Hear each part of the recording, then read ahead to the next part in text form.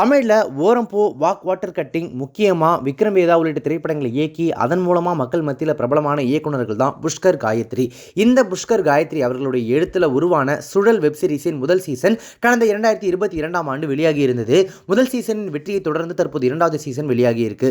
முதல் சீசனின் சர்க்கரை, அதாவது கதிர், நந்தினி, ஐஸ்வர்யா ராஜேஷ் போன்ற கதாபாத்திரங்களை தொடர்ச்சியாக வச்சு இந்த இரண்டாவது சீசனை விவரிச்சிருக்காங்க. முதல் சீசனுடைய எண்டில் நீங்கள் பார்த்துருந்தீங்கன்னா தெரிஞ்சிருக்கும், தன்னுடைய சித்தப்பாவை நந்தினி கொலை செய்கிற மாதிரி வச்சிருப்பாங்க. ஸோ சித்தப்பாவை கொலை செஞ்சதுக்காக கைது செய்யப்பட்டு சிறையில் இருக்காங்க நந்தினி.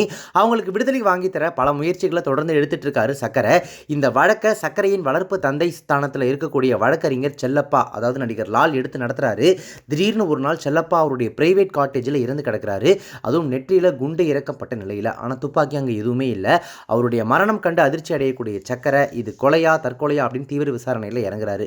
செல்லப்பாவினுடைய உடல் இருந்த அதே காட்டேஜில் முத்து, அதாவது நம்ம கௌரி கிஷன் 96ல் குட்டி ஜானுவை பார்த்தோம் இல்லையா, அவங்க கையில் துப்பாக்கியோட ஒரு சின்ன கபோர்ட்குள்ளே மறைஞ்சிருக்காங்க. இவங்க தான் இந்த கொலையை செஞ்சிருக்கக்கூடும் அப்படின்னு விசாரணை நடத்திட்டு இருக்கிற வேளையில் அடுத்தடுத்து பக்கத்தில் இருக்கக்கூடிய வெவ்வேறு காவல் நிலையங்களில் 7 பெண்கள் செல்லப்பாவை நாங்கள் தான் கொலை செஞ்சதாக சொல்லி சரணடைகிறாங்க. இதில் வேடிக்கையான விஷயம் என்ன அப்படின்னா, சரணடைஞ்சிருக்கக்கூடிய அந்த பெண்கள் 7 பேருமே ஒரே கதையை அச்சு பிசுறாமல் அப்படியே சொல்கிறாங்க, தான் தான் அந்த கொலையை செஞ்சேன் அப்படின்னு சொல்லி. இந்த வழக்கில் புலனாய்வு அதிகாரியாக செல்லப்பாவின் மரணத்திற்கான காரணங்களை தேடுறாரு சக்கரை.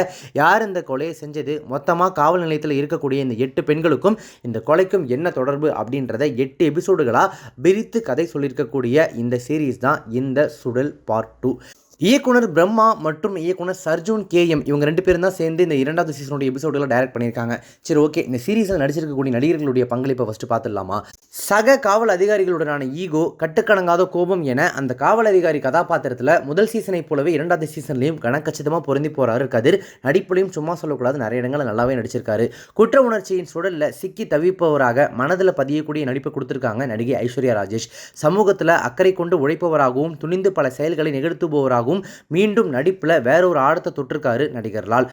அந்த சர்க்கரை கதாபாத்திரத்து கூடவே பயணிக்கக்கூடிய காவல் அதிகாரியாக மூர்த்தி அப்படின்ற முக்கியமான கதாபாத்திரத்தில் நம்ம சித்தப்பு சரவணன் வேற மாதிரியான ஒரு ஆக்டிங் பர்ஃபார்மன்ஸ் கொடுத்து அதிரடி காமிச்சிருக்காரு. சர்க்கரையுடனான அந்த ஈகோ சண்டை, அதனை மறந்துட்டு அடுத்த நிமிடமே எதுவுமே நடக்காதது போல வழக்கிற்குள்ள திரும்ப வர்றது அப்படின்னு சொல்லி 2 பக்கங்களையுமே ரொம்ப யதார்த்தமாக பேலன்ஸ் செஞ்சிருக்காரு. அவர் நடிச்சிருக்கக்கூடிய அந்த காவல்துறை அதிகாரி கதாபாத்திரத்துக்கு அவ்வளோ நியாயம் சேர்த்திருக்காரு. அவருடைய நடிப்பு கண்டிப்பாக இந்த சீரீஸில் முக்கியமாக குறிப்பிடப்பட வேண்டிய ஒரு பங்கு அப்படின்னு சொல்லலாம். செல்லப்பாவை கொலை செஞ்சதாக சிறையில் இருக்கக்கூடிய 8 பெண்களும் நடிப்பில் கவனம் ஈர்த்திருக்காங்க. இதில் முத்துவாக கௌரி கிஷன், நாச்சியாக சம்யுக்தா, முப்பியாக மோனிஷா பிளஸி ஆகியோர் பழிவாங்க துடிக்கிறவங்களா மிரட்டியிருக்காங்க. அதுவும் கிளைமேக்ஸ் ஆக்ஷன் காட்சிகளுக்கு பெரும் சிரத்தை கொடுத்து உழைத்திருக்கக்கூடிய இந்த 8 பெண்களுக்கும் தனியாகவே ஒரு விசில் அடிக்கலாம்.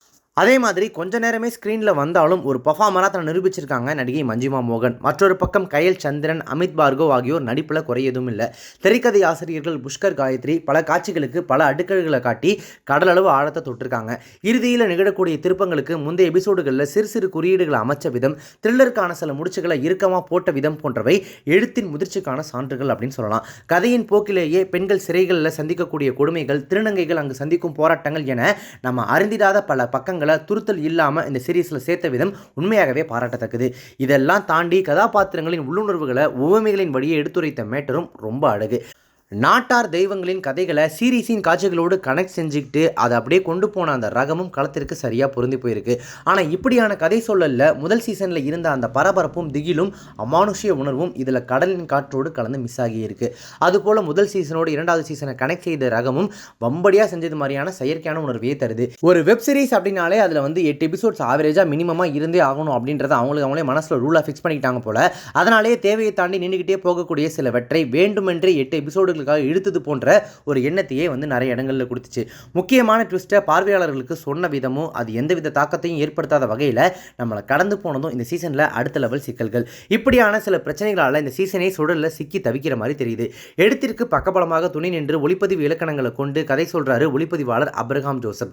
ஒளிப்பதிவாளரின் ஃப்ரேம்களுக்கு கலை இயக்குனரின் சிறை, திருவிழா செட்டப் போன்ற கட்டமைப்புகளும் அதிரடியாக தீனி போட்டிருக்கு. படத்தொகுப்பாளர் ரிச்சர்ட் கெவின் இடைப்பட்ட எபிசோடுகளில் நீளும் பிரச்சனைகளை கரார வாத்தியாராக இருந்து கலைஞ்சிருக்கலாம். இன்னும் சொல்லணும் அப்படின்னா இந்த சீரீஸை கரெக்டாக கச்சிதமாக தொகுத்திருந்தாங்க அப்படின்னா ஒரு 6லேருந்து 7 எபிசோடு தான் தேரும். தேவையில்லாமல் நான் சொன்ன மாதிரி 8 எபிசோட்ஸ் இருந்தே ஆகணும் அப்படின்றதுனால தேவையில்லாத விஷயங்கள் நிறைய சேர்த்து சில சீக்வன்ஸை எல்லை தாண்டி இழுத்துக்கிட்டே போயிட்டு 8 எபிசோடாக கொண்டு வந்ததில் கண்டிப்பாக படத்தொகுப்பாளர்களுடைய பங்கு நிறையவே இருக்குது. கண்டிப்பாக குறைச்சிருந்துருக்கலாம். குறைச்சிருந்தா இந்த சீரீஸ் வேறு மாதிரியான ஒரு ஃபீல் கொடுத்துருக்கும்.